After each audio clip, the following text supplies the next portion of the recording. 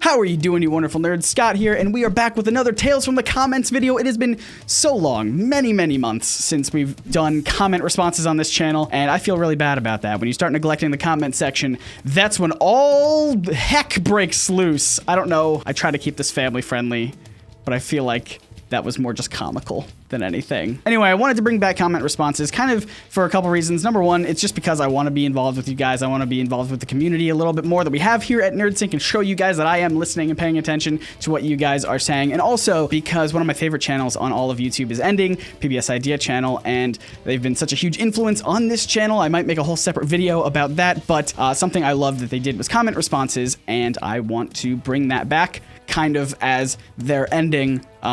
I don't know, maybe it's poetic in some way, or it's just not. But if you've seen any of our past Tales from the Comments videos, this will be a little bit different. It's gonna be something we're trying out, kind of experimenting with. I mean, we have like this great MySpace angle going on right here as well. So instead of me going into the comments section and cherry picking comments that I think maybe helps me or is like self-serving in some sort of capacity, I had one of our social media people, Lanisha, let's throw her on screen somewhere. She went into the comments sections and found comments that hopefully I haven't responded to, and where I'm just gonna react to them and kind of read them on screen and give you my opinion in real time. I will say this though, in case you're wondering, I do read the comments at least in the first hour or so once a video goes live, which is why all of you guys in the notification squad, when you subscribe and hit that bell icon, those are the people I love, because those are the people I interact with the most, because, you know, I'm right there from the start. So if you want to get in on that action, then yeah, hit subscribe and hit that bell thing. I'm doing a call to action before I've even given you the content of the video. I know how YouTube works in 2017, gang. Anyway, let's try this out. It could work. It could be horrible.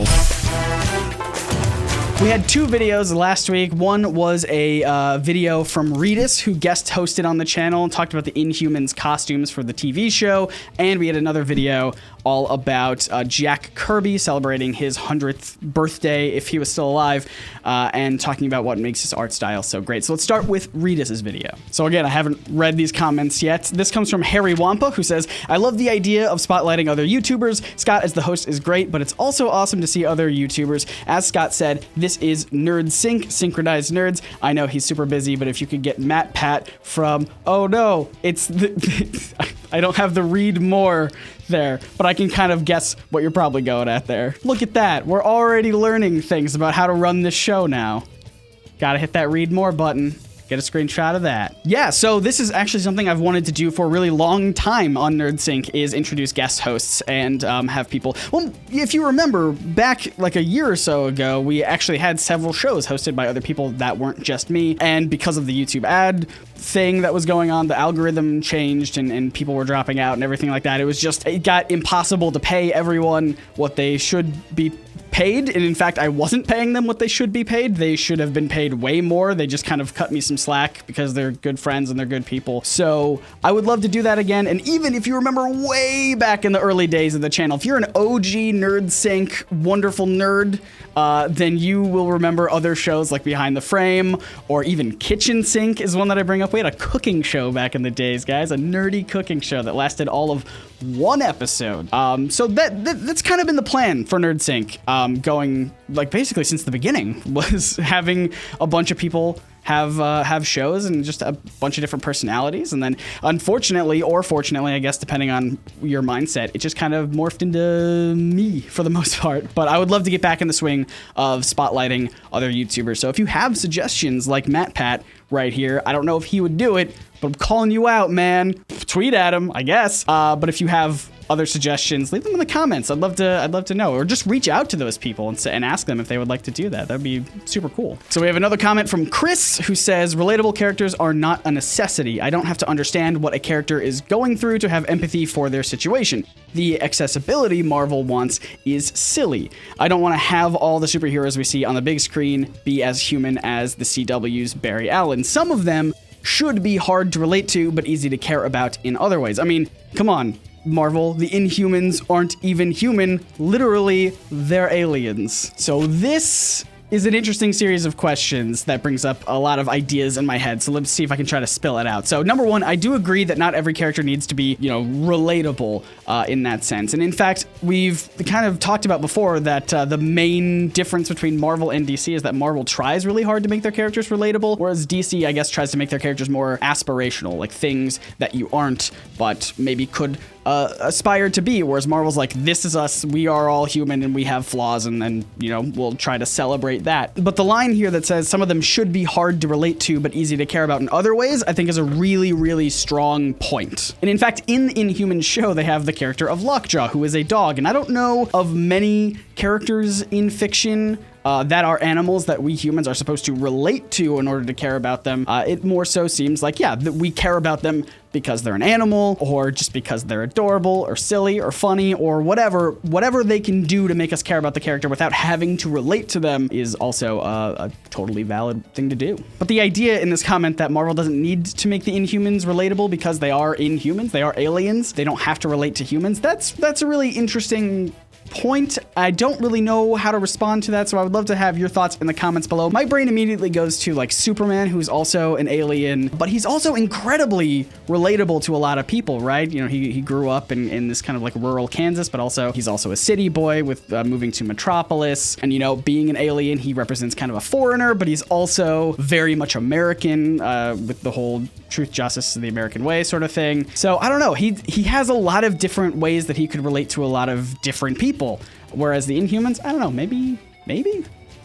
Moving on, we have Brian Galindo who says, love this video. See, I don't mind alterations for grounding costumes to an extent, like technology upgrade for Spider-Man suit didn't bother me at all. It made sense because of the time and Iron Man did make it. But I do like the classic costumes from the comics though. I like this video point in that there's a fine line for both. Iron Fist, well, anyway.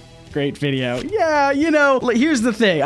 We'll probably get to some other comments that talk about this later, but I think the argument of complaining about costumes is kind of tired, and a lot of people might feel that way in criticizing some of the stuff that Rita's brought up, but I think we're moving into this realm where it's not so much, it's a little bit more nuanced. We're not saying comic book costumes have to be accurate to the source material for these movies. We're saying like, we can have these alterations like Spider-Man's suit in Homecoming that are very different from what the classic Spider-Man is, but at least it kind of makes sense and it fits that thing. So I don't know. It's not as simple as us just complaining like, how come these comic book costumes aren't accurate? It's more just, I don't know. It's a little bit more nuanced, I guess. Maybe not. Maybe I'm just pretentious. We have a comment from Hahan Ryu.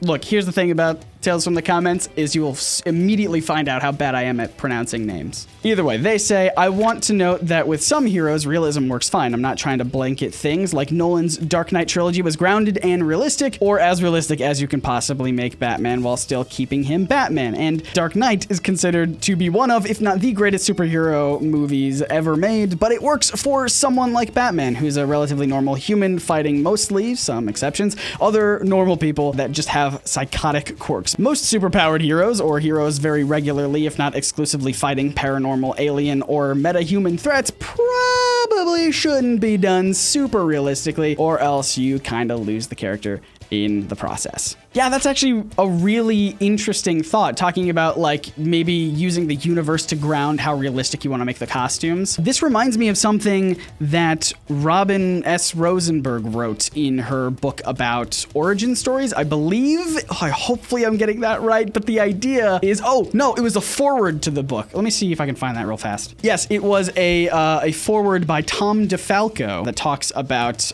this idea that when you have a superhero's origin, you're actually setting up the type of villains they're facing, the type of worlds, and that they exist in. And I think that also helps a lot with costume design, for sure. Like, look back at some of the MCU movies. The first Iron Man movie, right? Iron Man's whole costume and even the powers and abilities of that costume were very much grounded in reality, or just something that made a lot of sense in that world, because it was very much a kind of industrial military type of movie. And so he didn't really have lasers. I mean, he had the arc reactor, of course, but he didn't really have all of the crazy stuff that he has in later movies. He was just like one suit of armor, I've got bullets and missiles, and that's it. So it kind of fit in that universe. And then you've also got like Captain America, whose costume in the first Avengers, Captain America, the first Avenger, was very militaristic, you know, the helmet, mask thing, or just like the armor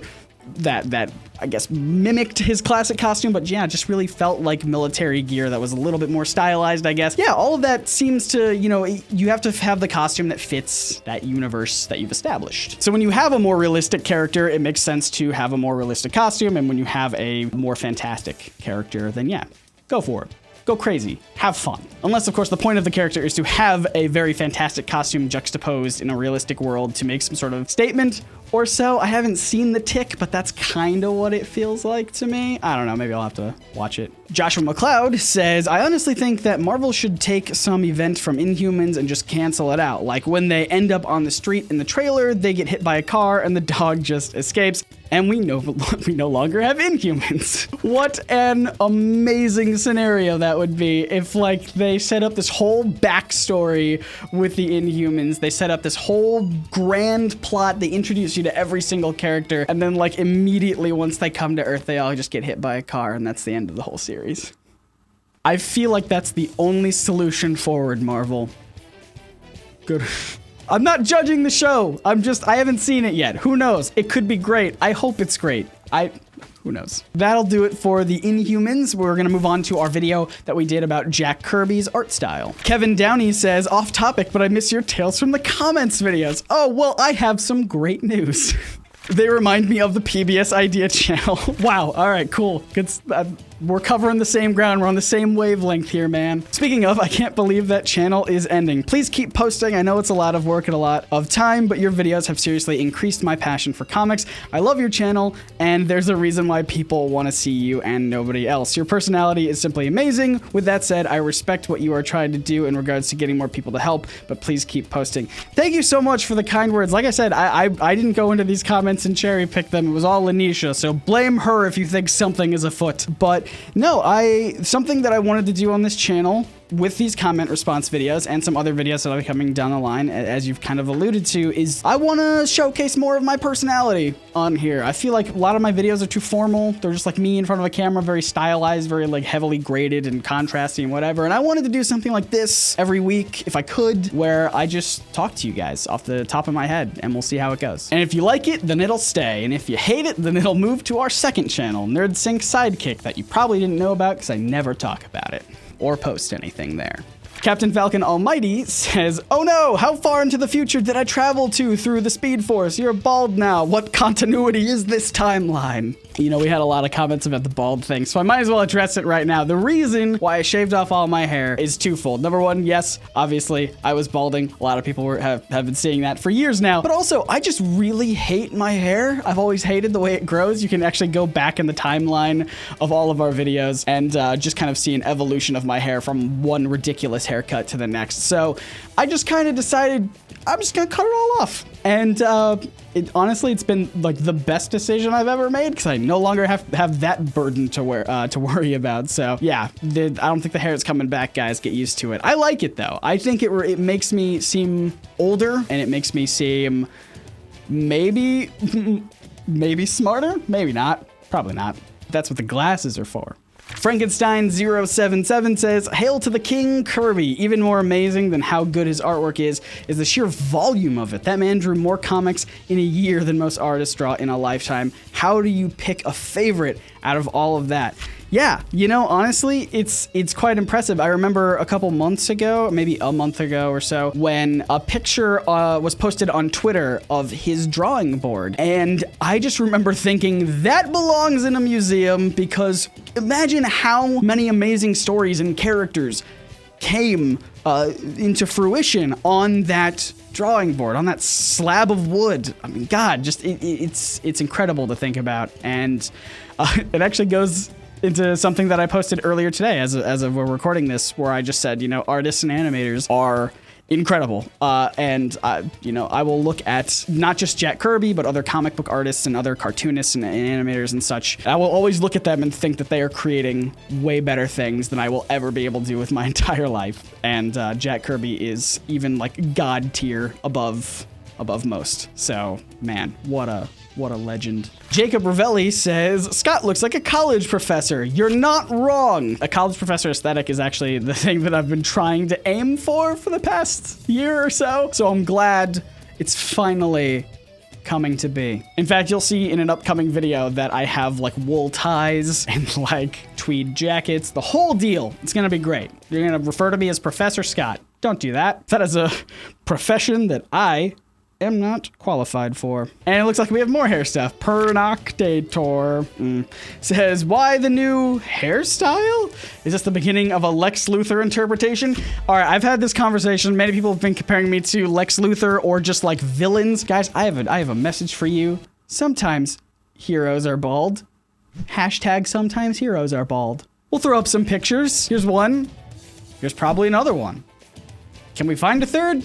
Take that. Jonathan Haney says, for me, the essence of Kirby is motion. Even in his romance comics, FYI, he invented those too. All his characters just stay on the go. Punching, leaping, running, dodging. Even his extreme close-ups carry some of the kinetic force of his action panels. Yeah, I mean, Kirby was such a master of motion, and that's a big part of the thing that I talk about in that video is, I highlighted Thor, a Thor comic book, because I just felt like the SEO would be a little bit better if I mentioned Thor or something in the title. But man, any comic that he drew was just spectacular. I actually wanted to do a video about Challengers of the Unknown, which I know a lot of kind of hardcore fans are upset now that I kind of skipped over that one and went with Thor instead, but we'll probably get back to it someday. But I kind of knew that this video wouldn't perform as well, so I just wanted to go with Thor because I felt like that was a name brand thing. But yeah, you could look at any Kirby comic book and he knocks it out of the park with his action. Even when it's not like traditional action, like you're saying here, when it's just close-ups,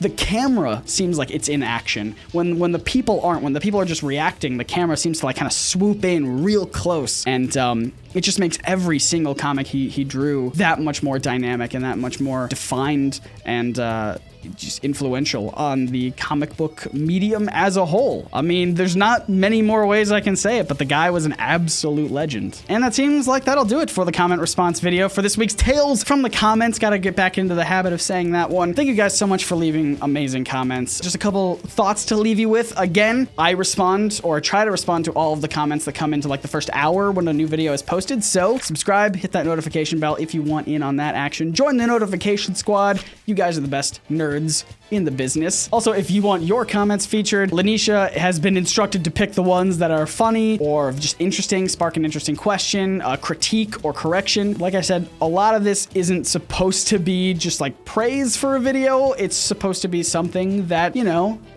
develops and inspires a good conversation. That's the kind of stuff I want to reward around here. That's the kind of community I want to have, is a bunch of beautiful nerds talking to each other, having meaningful debates and discussions, and I love it. And because this is kind of a new format, let us know what you think about it in the comments down below. We'll try to do these every week if we can, and then yeah, we'll take it from there, see what happens. And if you want to take the extra step and support us on Patreon, you can do so right here. These are the wonderful nerds who already do that. So a huge thanks to Christopher Lang, Keaton Lampert, Mike Harville, Kendra, Elizabeth Monsell, and all of the rest of the wonderful nerds over there at patreon.com/nerdsync. But in the meantime, if you missed those last two videos that we just talked about here, there'll be an end card popping up probably about now. You can go ahead and click on the top one here, which is all about the Inhumans costumes in the new TV show. Rita's had a lot to say about that, and my video about Jack Kirby's art style. It's not performing super great, so if you want to go watch it, I would appreciate it. My name is Scott, reminding you to read between the panels and grow smarter through comics. See ya.